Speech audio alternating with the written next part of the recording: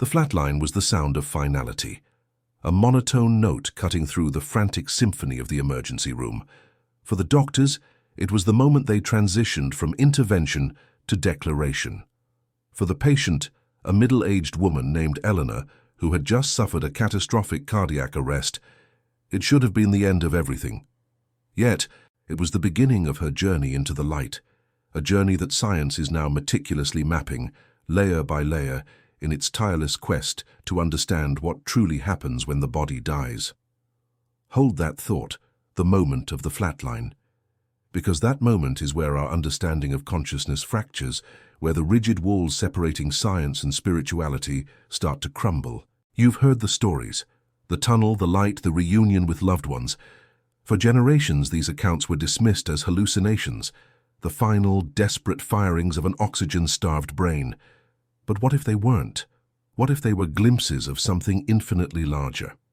Welcome to the undiscovered country, a place where empirical data meets existential mystery. For decades, researchers like Dr. Sam Parnia and Dr. Bruce Grayson have used the rigorous tools of science, hospital checklists, monitored resuscitations, and large-scale peer-reviewed studies to investigate near-death experiences, or NDEs. They aren't looking for miracles, they're looking for data points. The core scientific challenge is this: brain activity should cease within seconds of cardiac arrest. Electrical activity flatlines. Consciousness, by all conventional neuroscientific metrics, should vanish. Yet Eleanor and thousands like her report moments of lucid, complex thought, accurate perception, and memory formation after clinical death. Consider the data from the AWARE study, led by Dr. Parnia. These large-scale investigations placed visual targets on high shelves in resuscitation rooms, targets that could only be seen from a specific vantage point near the ceiling. The purpose was to provide verifiable evidence of an out-of-body experience, a key component of the NDE. While direct visual verification remains difficult due to the low number of survivors who report this vantage point, the study documented cases of consciousness and awareness, persisting during periods when the brain showed no measurable activity.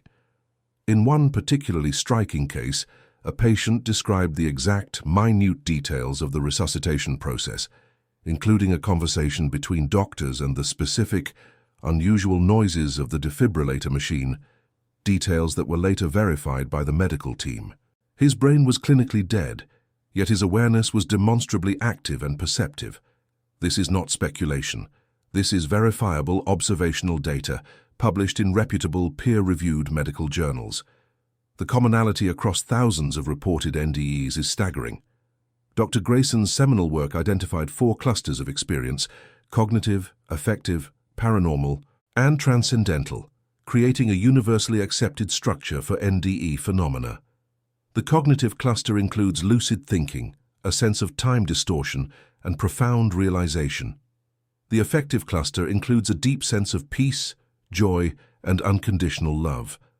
The paranormal involves heightened senses and precognitive visions, and the transcendental is the journey into the light, the realm, or the presence.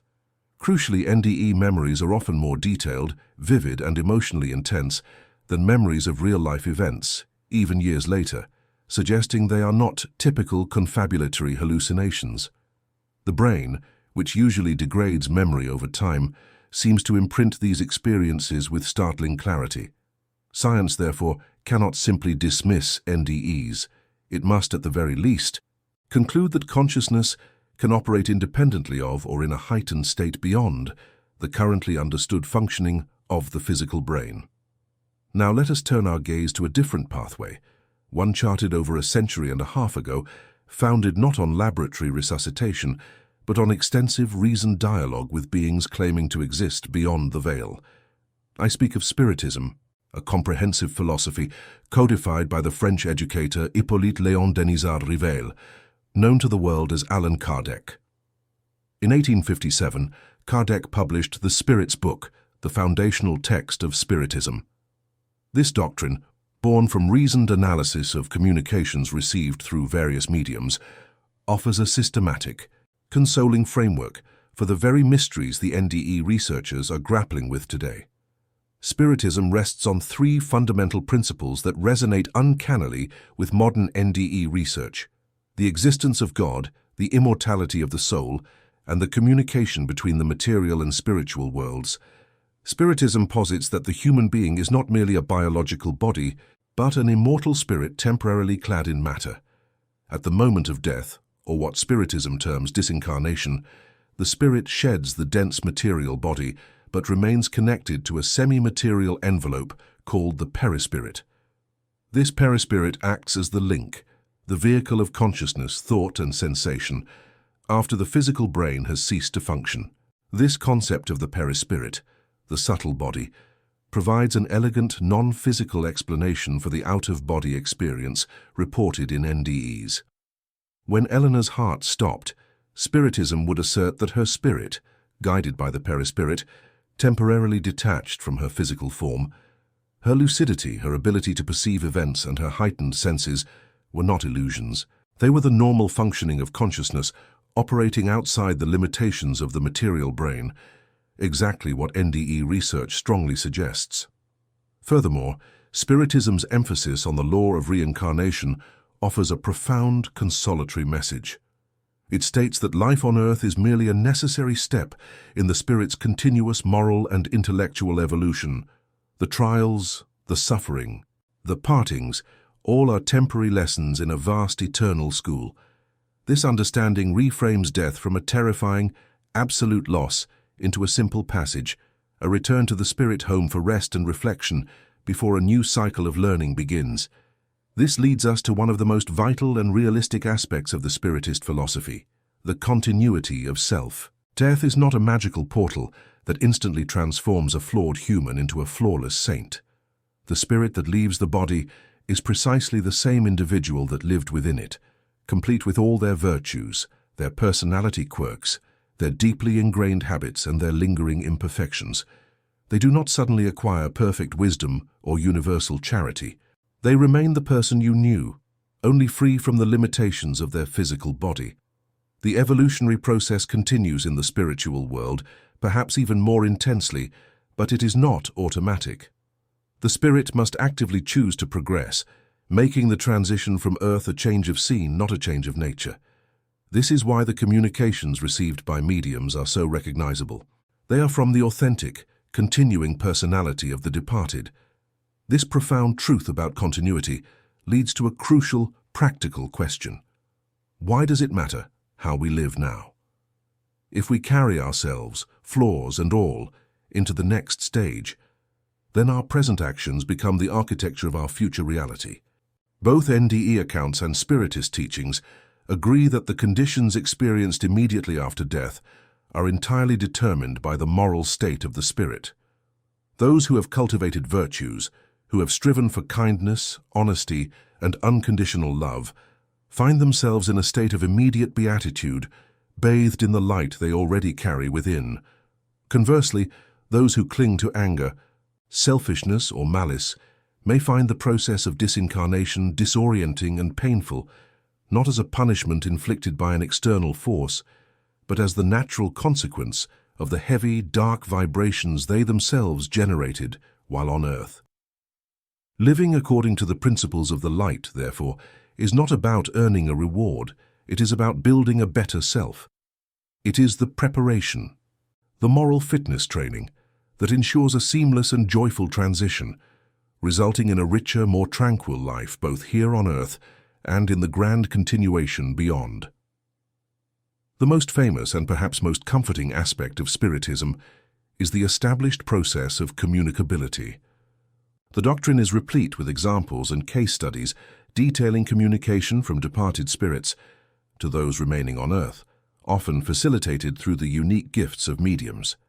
These communications, preserved across multiple volumes, often feature deeply personal, verifiable details about the spirit's life and their current perspective from the other side. The message is almost universally consoling. They are not lost. They retain their identity, their affection, and their memory.